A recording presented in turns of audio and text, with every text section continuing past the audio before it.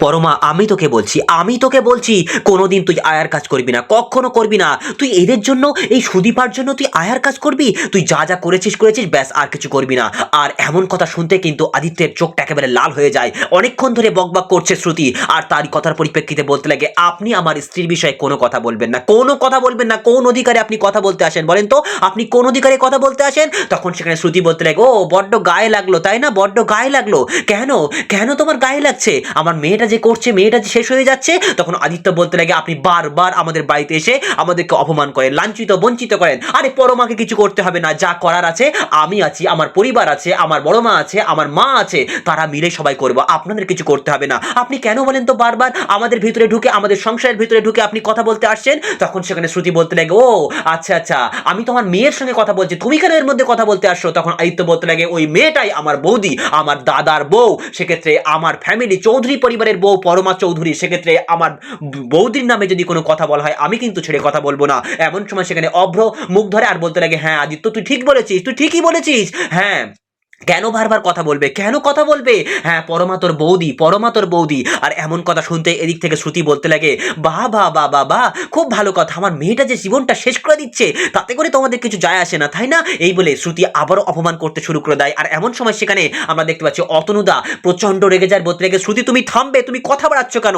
দেখছো না একটা পেশেন্টের অবস্থা এখানে কিরকম? এদিকে তখন দেখতে পাচ্ছি পরমা বলতে লাগে, মামা আমি কোনো কথা বলার পরিস্থিতিতে নেই, কিচ্ছু বলার পরিস্থিতিতে নেই, দেখছো না সুদীপার অবস্থাটা কেমন, এরকম একটা ক্রিটিক্যাল সিচুয়েশনে আমি কোনো কথাই বলতে চাই না। তখন পরমার মা এগিয়ে আসে, বলতে লাগে, পরমা তুই আমাকে ভুলে গেলি, আমার সঙ্গে তুই এরকম ব্যবহার করছিস, কেন করছিস বাবা, এরকম কেন করছিস? তখন পরমা বলতে লাগে, না আমি কিছুই বলতে চাই না, আমি কিছু শুনতে চাই না, তোমরা ভুল সময়ে ভুল কথা বলছো মা, তুমি ভুল সময়ে ভুল কথা বলছো। তখন পরমার মা একেবারে আবারও চড়া হতে শুরু করে দেয়, অতনুর কাছে গিয়ে বলতে লাগে, দেখেছো দেখেছো তোমাদের মেয়েটা, তোমাদের আমাদের যে মেয়েটা, সে মেয়েটা আমাদের আর নেই, ও শেষ হয়ে গেছে, ও শেষ হয়ে গেছে।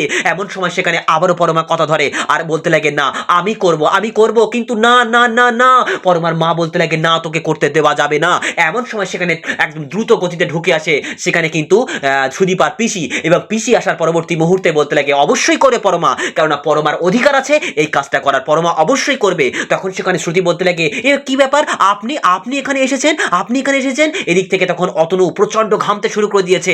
আরে তাহলে কি সব সত্যিটা বলে দেবে? আরে ওই পিসি কি সব সত্যিটা বলে দেবে? না না না না না, আমাকে সব সত্যিটা বলতে দিলে হবে না। এদিকে তখন বলতে লাগে, বাড়ির একটা কাজের মহিলা তাই না, কাজের মহিলা এসে আমার বিরুদ্ধে কথা বলছে তাই না? এদিকে আদিত্য প্রচন্ড রেগে যাচ্ছে, আর পরমা বলতে লাগে, মা ও কিন্তু সুদীপার মানে এই বাড়ির কাজের মহিলা নয়, ও সুদীপার পিসি। কিন্তু ওদিক থেকে সুদীপার মা বলতে লাগে, শ্রুতি বলতে লাগে, না না না, পিসি পিসি কোথাকার পিসি? আরে ব্লাড কানেকশন আছে, আমাদের মতো ব্লাড কানেকশন আছে, যে রক্তের সম্পর্ক আছে, কোথাকার কোনো পাতানো পিসি, সে কাজের মহিলা ছাড়া কি হবে তো পারে? তখন অতনু প্রচন্ড রেগে যায় আর বলতে লাগে, শ্রুতি তুমি চুপ করো, আমি তোমাকে বলছি চুপ করতে, তুমি চুপ করো। এদিক থেকে দেখতে পাচ্ছি অভ্র প্রচন্ড গলা ফাটিয়ে হাঁকতে শুরু করে দেয়, না না না, আপনি একটু কথা কম বলবেন, আপনি বারবার কেন বলেন তো এইসব বিষয়গুলো নিয়ে এত নাড়াচাড়া করেন, কেন এইসবগুলো নিয়ে এত নাড়াচাড়া করেন? এই বলে অভ্র প্রচন্ড রেগে যায়। এদিক থেকে বড়মা বলতে লাগে, আমি আমি অনেকক্ষণ ধরে বেহান আপনার কথা শুনছি, কিন্তু আপনার কথা আমি শুনতে চাই না, আপনি আর কোনো কথা বলবেন না এর মধ্যে, আপনি কোনো কথা বলবেন না।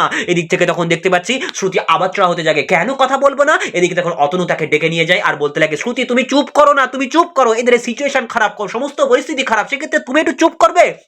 কিন্তু শ্রুতি বলতে লাগে, না তুমি তো সব জায়গায় একেবারে ঝোলা লাও আর কি, যেদিকে যাই সেদিকে গড়াও, তুমি বাবা হিসেবেও ভালো, তুমি শ্বশুর হিসেবে ভালো, সব হিসেবে ভালো, আর আমি আমি তো মেনে নিতে পারি না, আমি কোনো মতে এই বিষয়টা মানতে পারবো না, কোনো মতেই আমার এই বিষয়টা সাপোর্ট হবে না, পরমা করতে পারে না, পরমা যা করেছে করেছে, আর কোনো কাজ আমি করতে দেবো না। এই বলে শ্রুতি গলা ফাটিয়ে হাঁকতে শুরু করে দেয়। তখন সেখানে সুনন্দা বলতে লাগে, আপনি তো ভারী ঝামেলা পাকাচ্ছেন মশাই, কেন বলেন তো এরকম করছেন, কেন কিসের জন্য এরকমটা করছেন? কিন্তু কারোর কোনো কথায় কর্ণপাত না করে শ্রুতি যখন চ্যালেঞ্জ শুরু করে দিয়েছে, তখন গায়ত্রী চৌধুরী প্রচন্ড রেগে যায়, বলতে লাগে, বেহান আপনাকে আমি সব জানিয়ে দিচ্ছি, এটা আপনার বাড়ির বৈঠকখানা এটা না যে আপনি বারবার আমাদেরকে অপমান করবেন, অপদস্থ করবেন, আপনার বাড়ির বৈঠকখানা এটা না। তাই আপনাকে বলছি প্লিজ আপনি আসুন, আমাদের পরিবারের এখন সুদীপাকে কিভাবে সুস্থ করব, কিভাবে বাঁচাবো, ওকে নিয়েই আমাদের এখন আলোচনা, আমি আর এক মুহূর্ত এখানে দাঁড়াবো না, আপনি প্লিজ আসুন, আপনি প্লিজ আসুন, আপনি এর মধ্যে কোনো কথা বলতে আসবেন না, আমি আর কারোর কোনো কথা শুনতে চাই না। তখন সেখানে অভ্র গিয়ে বলতে লাগে, মা শান্ত হও শান্ত হও, কিন্তু গায়ত্রী চৌধুরী বলতে লাগে, কি করে অভ্র শান্ত হবো বলো তো, তোর শাশুড়িকে বলে দে এখন যেন এক্ষুনি এই মুহূর্তে যেন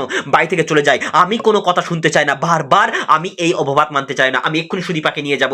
এই বলে কিন্তু এদিক থেকে দেখতে পাচ্ছি বড় মা সামনের দিকে এগিয়ে আসে আর শ্রুতিকে মানে সুদীপার কাছে আসে আর বলতে লাগে সুদীপাকে নিয়ে আমি ওপরে চলে যাব। তখন পরমা এসে বলতে লাগে, মা মা মা প্লিজ কিছু মনে করো না, মা আম্মার কথা কিছু প্লিজ মনে করো না, আমি করে দেবো, আমি সব কিছু করবো। কিন্তু বড় মা বলতে লাগে, না পরমা, তোমার বাবা মা তোমাকে যা বলছে তুমি তাই তাই করো, যাও যাও তুমি তাই তাই করো, তোমাকে কিছু করতে হবে না, আমি রয়েছে, সুনন্দা রয়েছে, আদিত্য রয়েছে, আমার পরিবারের সবাই রয়েছে, পিসিমণি রয়েছে, সবাই মিলে আমরা এই কাজটা করব, তোমার এখানে কাজ করতে হবে না। এদিক থেকে দেখতে পাচ্ছি পরমা আবার বলতে লাগে, প্লিজ মা আমাকে ক্ষমা করে দাও। এদিক থেকে আদিত্য বলতে লাগে, আমি আমি তোমার সমস্ত টাকা শোধ করে দেবো পরমা, আমি তোমার সমস্ত টাকা যা যা দিয়েছো আমি সমস্ত টাকা শোধ করে দেবো। সেদিক থেকে পরমা বলতে লাগে, আদিত্য তুমি এরকম করে বলছে কেন, আরে আমার কোনো টাকার প্রয়োজন নেই, আমি যা করেছি বিশ্বাস করো আমি মন থেকে করেছি, আমি মন থেকে করেছি, বিশ্বাস করার চেষ্টা করো, আমি মন থেকে করেছি। আদিত্য তুমি প্লিজ এরকম করে কথা বলো না। কিন্তু আদিত্য বলতে লাগে, না পরমা আমি তোমার সমস্ত টাকা শোধ করে দেবো। কিন্তু পরমা বলতে লাগে, আদিত্য তুমি এই মুহূর্তে দাঁড়িয়ে এরকম কথা বলো না। এই থেকে তখন শ্রুতির মা বলতে লাগে, বাহ পরমা বাহ বাহ বাহ বাহ বাহ বাহ, তুই তুই তুই যে সিদ্ধান্ত নিয়েছিস তুই তো বেকার হয়ে যাচ্ছিস, তুই শেষ হয়ে যাচ্ছিস,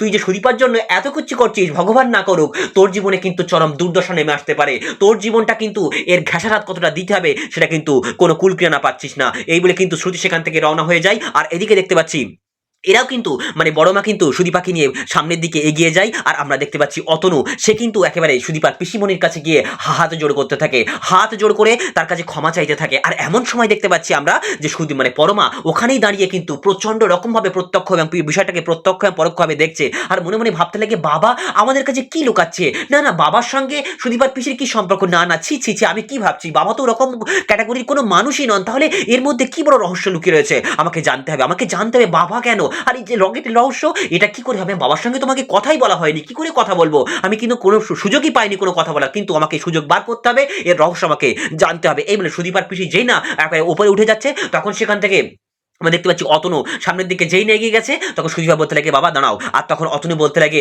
কি কিরে মা কি করবি, কি বলবি তুই আমাকে, কি বলবি। তখন সেখানে পরমা বলতে লাগে, বাবা তুমি সুদীপার পিসির কাছে হাত জোড় করে কি বললে। তখন অতনু কথাটা ঘুরিয়ে দেয় আর বলতে লাগে, মা তুই ভালো করেছিস, তুই বেশ করেছিস, যা করেছিস বেশ করেছিস, তুই আবারও করবি, যা করেছিস তুই ঠিক চলেছিস, তোর বাবা তোর পাশে রয়েছে, তোর সাপোর্টার হিসেবে তোর বাবা সবসময় তোর পাশে রয়েছে।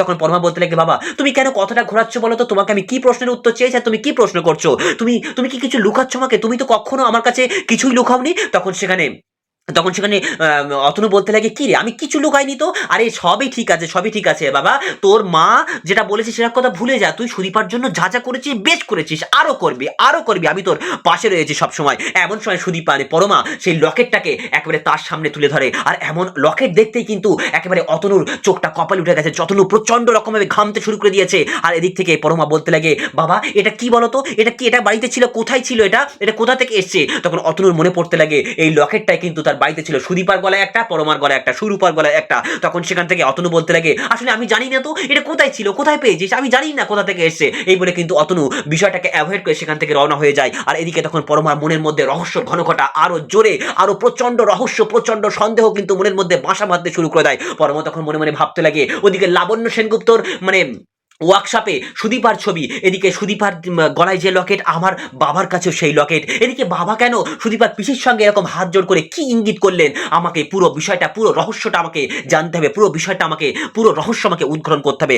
আগে আমাকে এখন সুদীপাকে সুস্থ করতে হবে, সুদীপাকে সুস্থ করে তুলে তারপরে এই রহস্যের বেড়াজাল আমাকে ভাঙতে হবে, আগে আমাকে চেষ্টা করতে হবে সুদীপাকে সুস্থ করার। অন্যদিকে আমরা দেখতে পাচ্ছি যে আদিত্য কিন্তু সুদীপাকে নিয়ে খাটে শুইয়ে দিয়েছে এবং পিসি বলতে লাগে, সুদীপা মানে দিদিমণি তুমি যেভাবে আছো সেভাবে থাকো, তোমার কোনো অসুবিধা হবে না, আমি তো চলে এসেছি, জামাই রয়েছে, কোনো অসুবিধা হবে না, তুমি একদমই করবে না। এই কি তোমার চোখে জল, তোমার চোখে জল। এদিকে সুদীপা তখন মনে মনে কিন্তু ভাবতে লাগে, আমি তো হাতটাও তুলতে পারছি না, কথাটাও বলতে পারছি না। এদিকে তখন সুদীপার পিসি বলতে লাগে যে কোনো সমস্যা নেই, কোনো সমস্যা নেই, আমরা সবাই রয়েছে। এই বলে সুদীপার পিসি সামনের দিকে এগিয়ে যায় কিছু নাস্তা জল খাবারের জন্য। আর এদিকে তখন আদিত্য যেই না সামনে দাঁড়িয়ে রয়েছে, হঠাৎ করে কিন্তু সুদীপার যে ডান দিকে প্যারালাইসিস হয়েছে, ডান দিকে ডান হাতটা কিন্তু তার মানে কি বলবো, তার গায়ের থেকে কিন্তু পড়ে একেবারে খাটে পড়ে যায়। তখনই কিন্তু আদিত্য সেই হাতটা সুন্দর করে স্নেহে কিন্তু লালিত পালিত করতে শুরু করে দেয় এবং তার মানে কি বলবো গায়ের ওপর সেই হাতটা তুলে দেয়। তখন সুদীপা আঙুল আঙুল নির্দেশ করতে থাকে। আর সুদীপার আঙুল যখন নির্দেশ করছে তখন আদিত্য কিছুই বুঝতে পারছে না। আদিত্য তখন বলতে লাগে, সরি সুদীপা,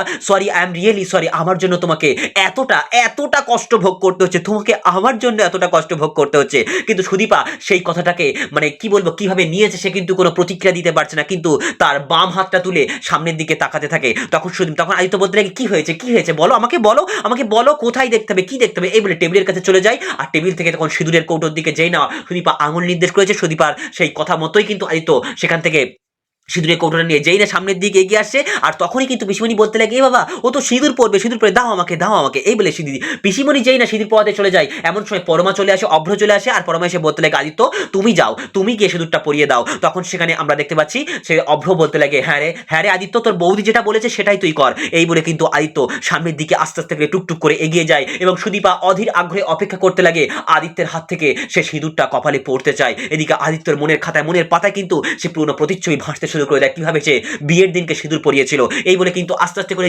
যেই না সুদীপার কপালে একটা সিঁদুরটা ঠেকেছে, সঙ্গে সঙ্গে সুদীপার চোখটা বুজে যায়। সুদীপা মানে কি বলবো, অনাবিল শান্তি অনুভব করতে লাগে ভেতর থেকে। সুদীপা তখন অবাক দৃষ্টিতে তাকিয়ে রয়েছে আদিত্যের মুখের দিকে এবং আদিত্যও তাকিয়ে রয়েছে সুদীপার মুখের দিকে। তখন সেখানে আমরা দেখতে পাচ্ছি ত্রিশিমণিও কিন্তু মনে মনে ভাবতে লাগে, না আমি আর কোথাও যাব না, আমি আর কোথাও যাব না, আমি কোথাও যাব না, এদের দুই বোনকে আমি এক করে দিয়ে তারপর আমি এখান থেকে কোথাও যাব। এদিকে তখন দেখতে পাচ্ছি এমন সময় সেখানে ডাক্তার চলে এসেছে এবং ডাক্তার এসে বলতে লাগে, আমি কিন্তু একটা ফিজিওথেরাপিস্টকে নিয়ে এসেছি, একটু চেক করবে। এই বলে সেই ফিজিওথেরাপিস্ট সামনের দিকে এগিয়ে যায় আর গিয়ে চেক টেক করার পরে বলতে লাগে, আদিত্য মানে মিস্টার চৌধুরী, কোনো সমস্যা নেই, কোনো সমস্যা নেই, আপনার স্ত্রী কিন্তু ঠিকই আছেন, ওনার কোনো একটা মানে ট্রমার মধ্যে পড়ে গেছেন, ওনার সামনে যদি কোনো রকমের এরকম কোনো একটা উত্তেজিত বিষয় ঘটে সেটাতে কিন্তু হঠাৎ করে উনি সুস্থ হয়ে উঠবেন। এদিকে পরমা তখন বলতে লাগে, ডাক্তারবাবু আপনি আর কিছু করতে পারবেন না, মানে কিভাবে ওনাকে আমরা সাহায্য করতে পারি, কিভাবে আরো বেটার করতে পারি, সেক্ষেত্রে আপনি আমাদের কিছু নির্দেশ দিন। এদিকে তখন দেখতে পাচ্ছি অন্যদিকে আমরা দেখতে পাচ্ছি এতদিন পর, এত বছর পর কিন্তু একটা মানে কি বলবো হাতের মোয়া কিন্তু হাতের মুঠে পেয়েছে। এদিকে সঞ্চারী কত দোষ দিয়েছে তার স্বামীকে, তার হাজবেন্ডকে, আজকে কিন্তু তার স্বামী একটা যোগ্য প্রমাণিত হয়েছে। তখন সেখানে বলতে লাগে, আমি যা কিছু করবে, সঞ্চারীর স্বামী তখন বলতে লাগে, যা দেবে আমাকে সব জায়গায় সই করে দেবো। এই বলে যেই না সই করা হয়ে গেছে, এমন সময় সেখানে রুডি ঘুরে তাকায় আর রুডিকে দেখতে কিন্তু সঞ্চারীর স্বামী একবারে চমকে ওঠে।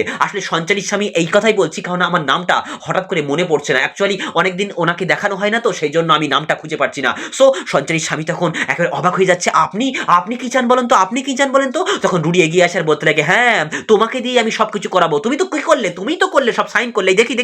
এই বলে কিন্তু সামনের দিকে ফাইলটা নিয়ে এসে বলতে লাগে, সমস্ত জালসুদের কারবার তোমার, সেই জালসুদের কারবারে তুমি সব সাইন করে দিলে, তোমার দ্বারাই জালসুদটা প্রচারিত হয়েছে, তোমার দ্বারাই তুমি সবকিছু করেছো। তখন সেখানে সঞ্চারীর স্বামী প্রচন্ড কাকুতি মিনতি করতে লাগে, স্যার আপনি কি করবেন, আপনি আমাকে এরকম করছেন কেন, আপনাকে কি ক্ষতি করেছি বলেন তো, আমি আপনাকে কি ক্ষতি করেছি। তখন সেখানে রুডি বলতে লাগে, তুমি কিছু ক্ষতি করনি, কিন্তু তোমাকে ক্ষতি করতে হবে। তখন সেখানে আমরা দেখতে পাচ্ছি যে সঞ্চারীর স্বামী জিজ্ঞেস করতে লাগে, কি হয়েছে, তার আমাকে কি করতে হবে। তখন রুডি বলতে লাগে, তোমাকে ফাটল ধরাতে হবে। কার মধ্যে, আদিত্য এবং সুদীপার মধ্যে ফাটল ধরাতে হবে। সুদীপা সুস্থ হওয়ার আগেই ওদের দুজনের সম্পর্কে ফাটল ধরাতে হবে। কিন্তু সঞ্চারীর স্বামী বলতে লাগে, আমি এই কথা কোনোদিন কিচ্ছু করতে পারবে না, কোনো মতেই করতে পারবে না। সুদীপা এদিন শরীরটা প্রচন্ড অসুস্থ, তার মধ্যে সুদীপা আদিত্যের সম্পর্ক একটু ভালোর পথে।